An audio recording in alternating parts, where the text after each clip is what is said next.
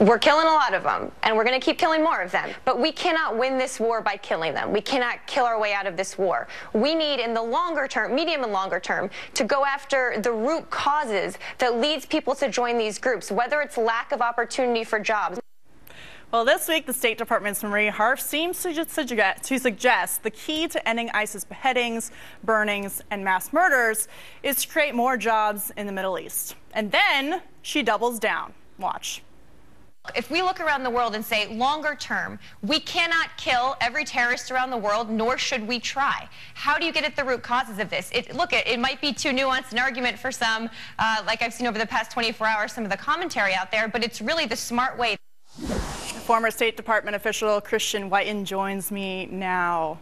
Are we just too dumb to understand what Marie Harf is saying? We're not nuanced enough to understand the threat from ISIS, even though we're seeing these videos and seeing their march across the Middle East. What's the deal here? You know, I think you could take a little lip from these people if they had a better track record. I mean, you can be Babe Ruth and point at the bleachers if you're going to hit a home run. But if you look at the world, it's on fire. It's actually fair to say if ISIS, if Al-Qaeda is the tip of the spear, what's the rest of the spear? But this administration's unable to do that by being unable to say the words radical Islam or Islamist or jihadist, by failing to trace back to the root cause, the political cause. They're really just lost at sea. Well, you've talked about how this statement by Marie Harf is not a gaffe. Explain that. How is it not just a gaffe coming from a spokeswoman at the State Department? Well, it wasn't just an offhand comment. It's something the president, to use his favorite term, doubled down on afterward.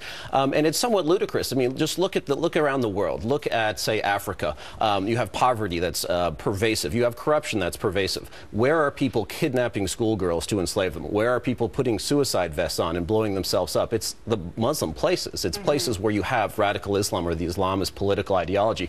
Another example, look at the Philippines. Very corrupt, very poor.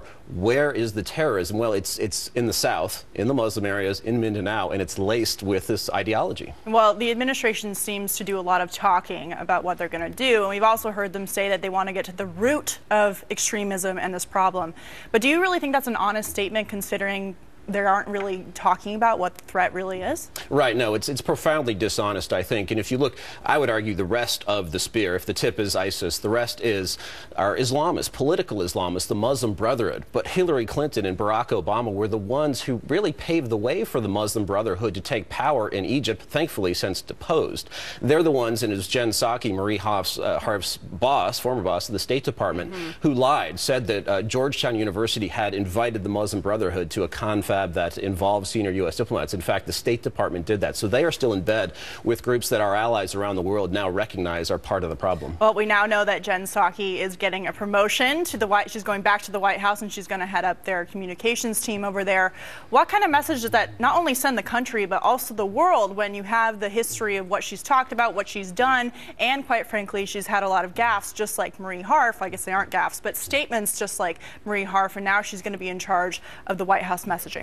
Right. Well, it's interesting because it's technically a promotion, but it takes her off camera. And so most people around the world are now going to see other people. Marie Harf is still going to be at the State Department. So Psaki, in a sense, has been, kicked upstairs and off camera. But, a big problem in this administration is that the spokesmen are becoming the news. If you look at the Marlon Fitzwater, spokesman in Reagan and held into Bush, he once called Mikhail Gorbachev a drugstore cowboy, made himself the story, and offered to resign because he did that. This is not what spokesmen are supposed to do. But do you think, what kind of message is it sending our allies as well when we have people at the State Department, people running the White House communications team, who seem to not really want to get to the root of the problem when they're talking about things like getting ISIS fighters jobs, when we've seen that a lot of these people come from very affluent backgrounds and have plenty of money, and they come from high employment areas? Right. I think for our allies around the world, they see, once again, this is an administration that can't change, that still thinks that basically they need to apologize for America, to reach out their hand to countries like Iran,